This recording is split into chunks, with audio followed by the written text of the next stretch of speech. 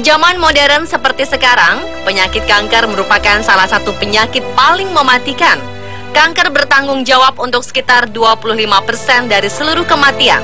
Dari jenisnya, terdapat beberapa kanker, seperti kanker hati, kanker paru, kanker payudara, kanker darah atau leukemia, kanker kulit, dan lain sebagainya. Sayangnya, masih ada beberapa pemahaman keliru yang beredar seputar penyakit kanker. Sebagian menganggap penyakit ini sangat menakutkan. Benarkah demikian? Inilah fakta dan mitos tentang penyakit kanker.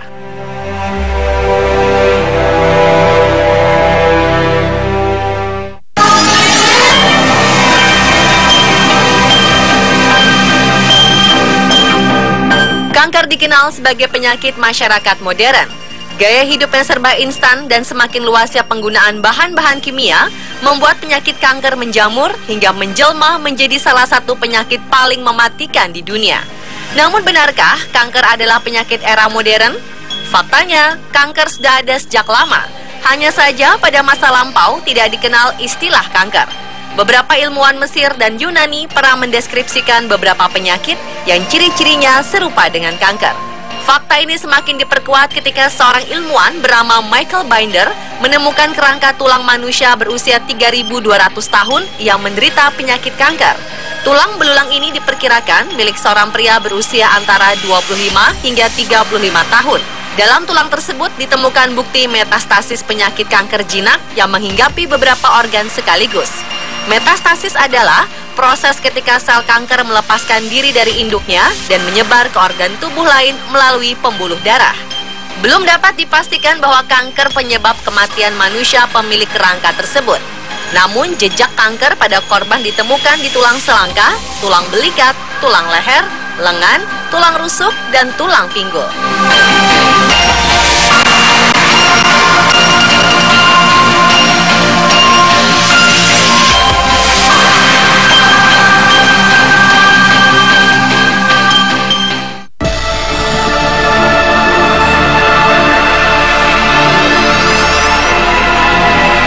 Ada anggapan yang menyatakan bahwa kanker adalah penyakit menular.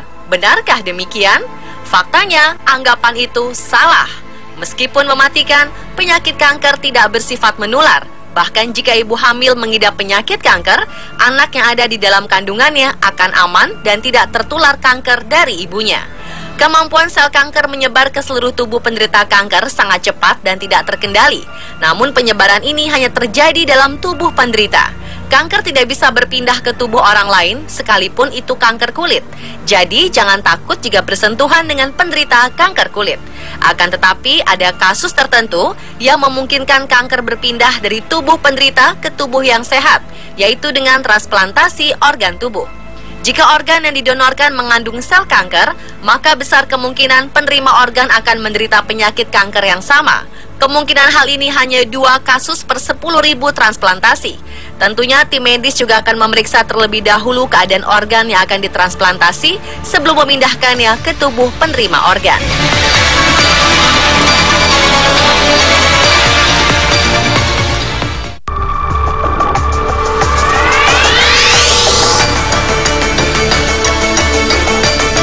Sebagian besar penderita penyakit kanker mengalami kerontokan pada rambutnya. Keadaan ini menimbulkan persepsi bahwa kanker menyebabkan rambut rontok. Pemahaman ini ternyata keliru. Yang menyebabkan rambut rontok bukanlah sel kankernya, tetapi pengobatan atau terapi yang dipakai untuk menyembuhkan kanker adalah biang keladi dari penyebab rambut rontok.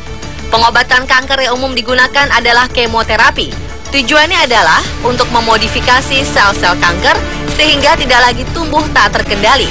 Sayangnya pada saat kemoterapi, seluruh sel tubuh termasuk sel normal yang sehat juga terkena dampak modifikasi tersebut.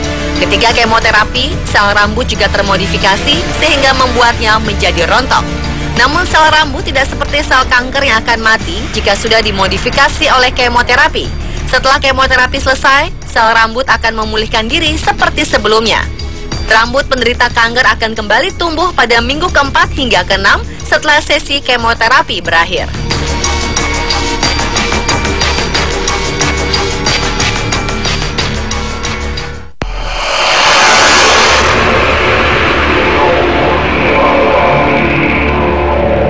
Menurut teliti, faktor penyebab kanker adalah mutasi atau kerusakan genetik dalam tubuh manusia. Kerusakan genetik ini bisa berasal dari faktor eksternal seperti sinar radiasi matahari, polusi, asap rokok, asupan makanan, dan gaya hidup.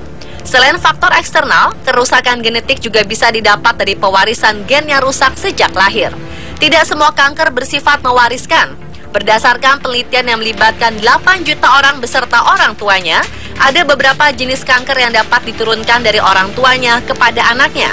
Antara lain kanker kulit, kanker paru-paru, kanker payudara, kanker prostat, kanker kandung kemih, dan kanker kolon. Selebihnya disebabkan oleh faktor eksternal. Namun jumlah kanker yang bersifat diturunkan sangat jarang terjadi. Kita bisa mengetahui apakah dalam satu keluarga terdapat penyakit kanker yang bersifat menurun dengan mengetahui umur penderita saat divonis kanker dan jumlah anggota keluarga yang terkena kanker.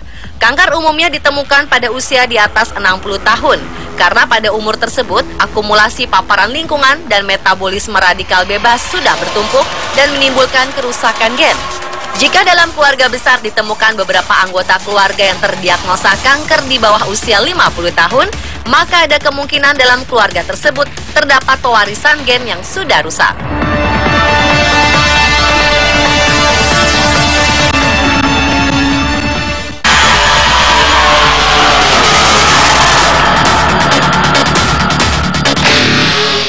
Bagaimana rasanya jika Anda ketinggalan ponsel? Mungkin saat itu menjadi hari paling membuat Anda tidak tenang.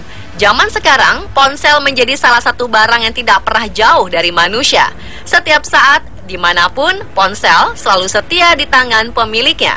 Tetapi ada beberapa orang yang takut terhadap ponsel, karena radiasinya dinilai bisa menyebabkan kanker. Rupanya, anggapan ini bukan mitos belaka.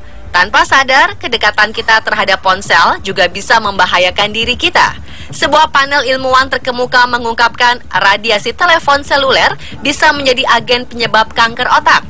Dari hasil penelitian, paparan radiasi ponsel saat digunakan untuk menelpon bisa memicu kanker otak.